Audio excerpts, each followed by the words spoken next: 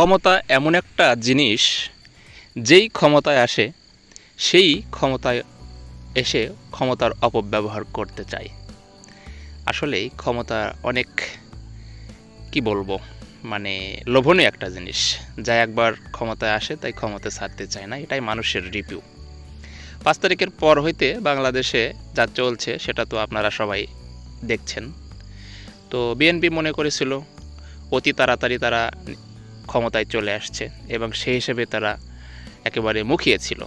কিন্তু 5 তারিখের পর আস্তে আস্তে দেখা গেল যে বিএনপির ধারণা ভুল ছিল। অর্থাৎ তারা যখনই নির্বাচনের কথা বলতে যায় তখনই বিভিন্ন অজুহাতে, বিশেষ করে ছাত্ররা যারা স্বৈরাচার পতনের লিড দিয়েছে তাদের কাছে পেরে উঠছে না। ইতোমধ্যে আপনারা জানেন যে বাংলাদেশের বিভিন্ন জায়গায় 5 তারিখের পর বিএনপির নেতাকর্মীরা অসম্ভব রকমের তাণ্ডব চালিয়েছে।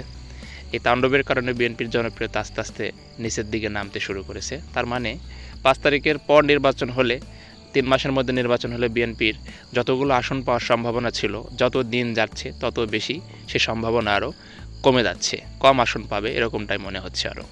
এদিকে জামায়াত ইসলামী সে নির্বাচন নিয়ে কথাই বলতে চায় না। সে স্বাধীনতার পর বলাই চলে যে নির্বাচনে না, যে ক্ষমতায় না থেকেও সম্পূর্ণ ক্ষমতার স্বাদ, সর্বোচ্চ ক্ষমতার স্বাদ তারা এখন উপভোগ করছে।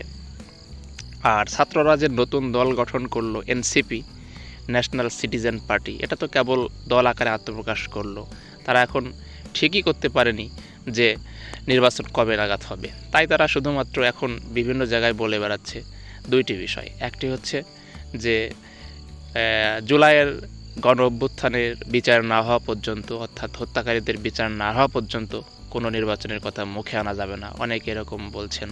তাহলে জুলাই যারা শহীদ হয়েছেন তাদের সাথে বেইমানি করা হবে। কিন্তু অনেক ছাত্রদের মধ্যে অনেক সমন্বয়ক, তারা ইতোমধ্যে জুলাইয়ের আগে যে অবস্থায় ছিলেন তারা হয়তো বা তাদের বিয়ে করার মতন অবস্থায় ছিলেন না, কিন্তু আন্দোলনের পরে তারা রাতারাতি নেতা বনে গেছেন এবং অনেকে বিয়ে করে ফেলছেন। তাহলে বিষয়টা কীরকম দাঁড়ালো? যে জুলাইয়ের রক্ত বা জুলাই যারা শহীদ হয়েছেন তাদের রক্তের উপর দাঁড়িয়ে যদি আপনারা বিয়ে করতে পারেন বা আপনাদের আর স্বাভাবিক কাজকর্ম স্বাভাবিকভাবে চলে, তাহলে নির্বাচন করতে দোষ কী? বিএনপির নির্বাচন চাইতেই বা দোষ কী? তারা তো নির্বাচন চাইতেই পারে। তাছাড়া বর্তমান ইন্টারিম গভর্নমেন্ট যদি দেশ ভালো চালাতে পারতো তাহলে নির্বাচন নিয়ে কোনো কথা হতো না। কিন্তু দেশ তো ভালো চলছে না, এখানে সেখানে গুম, খুন, হত্যা, ধর্ষণ হতেই আছে প্রত্যেক দিন, প্রতিনিয়ত মিডিয়াতে আমরা দেখছি। তো এই অবস্থায় নির্বাচন কবে হবে? সরকার একবার বলছে এবছর, অর্থাৎ 25 ডিসেম্বরের মধ্যে হবে, আবার পরের দিন কোনো মিডিয়াতে বলছে 26 মার্চের মধ্যে হবে, আবার কেউ কেউ বলছেন 26 জুনের মধ্যে হবে। সুতরাং কোনোটাই এখন নিশ্চিত করে বলা যাচ্ছে না। তো এক কথায় নির্বাচন তখনই হবে যখন বর্তমান সরকার জনগণের আবার রোষানলে পড়বে। বাঙালিদের যে চরিত্র সেটা হচ্ছে, মানুষ সাধারণত চাপে না পড়লে, ঠেলায় না পড়লে বাবাজি বলে না। তো বাঙালির চিরদিনের যে চরিত্র এটা বদল হওয়া সম্ভব না। অর্থাৎ যারা ক্ষমতা একবার বসে যায় তারা চেষ্টা করবে ক্ষমতা টিকিয়ে রাখার জন্য যে কোনো মূল্যে, ন্যায় অন্যায় মিথ্যা কথা যেভাবেই হোক।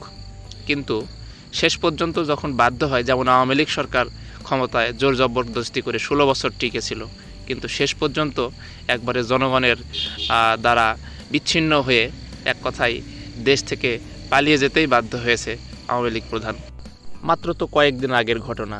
এই সব ঘটনা থেকেও আমরা শিক্ষা গ্রহণ করতে পারছি না যে বাবা, ক্ষমতা চিরস্থায়ী নয়। ক্ষমতায় যখন যাবা তখন জনগণের ম্যান্ডেট নিয়ে যাও, ক্ষমতা উপভোগ করো এবং তোমার যখন সময় শেষ তখন ক্ষমতা ছেড়ে দাও। বাঙালিদের মধ্যে এই নৈতিক গুণটা কবে নাগাদ যে অর্জন হবে এটা আসলে সঠিক করে বলা মুশকিল।